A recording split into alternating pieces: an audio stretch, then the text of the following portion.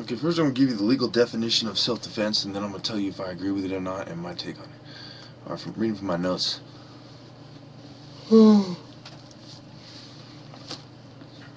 Self-defense, the use of reasonable force to protect oneself or members of the family from bodily harm from the attack of an aggressor. If the defender has reason to believe he, she, they are in danger, self-defense is a common defense by a person accused of assault, battery, or homicide. The force used in self-defense may be sufficient for protection from apparent harm or to halt any danger from attack, but cannot be an excuse to continue the attack or use excessive force. Examples: an unarmed man punches Alan Alabi, who hits the attacker with a baseball bat. That is legitimate self-defense. You see how he was attacked and he struck back. That is, but Albee cannot chase after the attacker and shoot him or beat him senseless. If the attacker has a gun or a butcher knife and is verbally threatening Albee, is probably warranted in shooting him. Basically, appropriate self-defense is judged on all circumstances. So this is what a psychiatrist does to you. They put you in a position where they're verbally threatening you with a pill that's going to assault you. It's going to assault you eternally, okay? And you do not want to take it. That's why I say kill the motherfucker. You understand me? Kill them. That is the answer. And I'll go to court with you and help you defend it. Because that's by the legal definition. By definition. Okay? It goes on. Basically, appropriate self-defense is judged on all the circumstances. Reasonable force can also be used to protect property from theft or destruction. Okay? Now what happened in the mental hospital? They had stolen my property, just like when my family came and jumped me and took my property in my own fucking room. There's nothing they can say after that, because they've assaulted me, broke the lock, broke and entered, so they put me in a position where I had to self-defense as a legal defense. And it was a viable legal defense. But the police sided with the bootlickers. Why?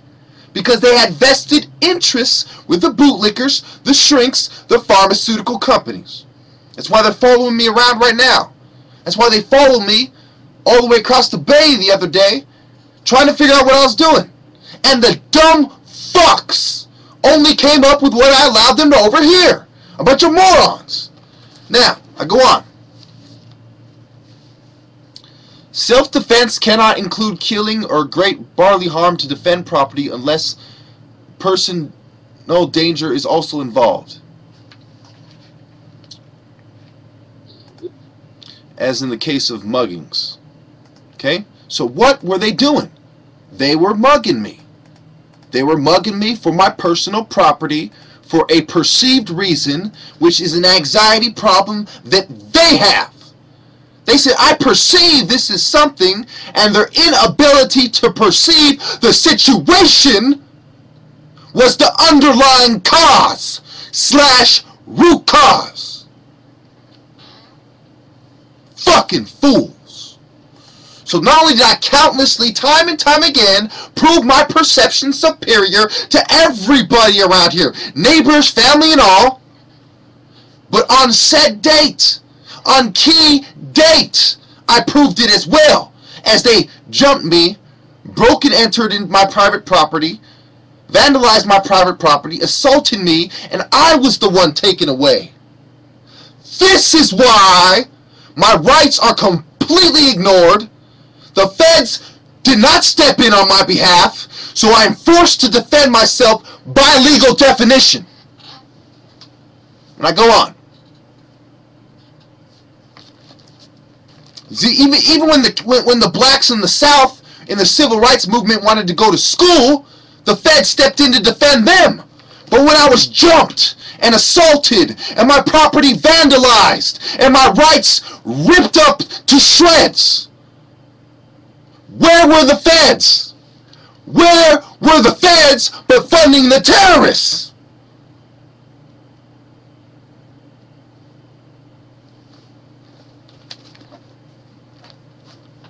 That's why I swear to God to uphold the laws of God at the price of lives, of all lives, if that is what is meant. And this time, it is not a figure of fucking speech. God wills this.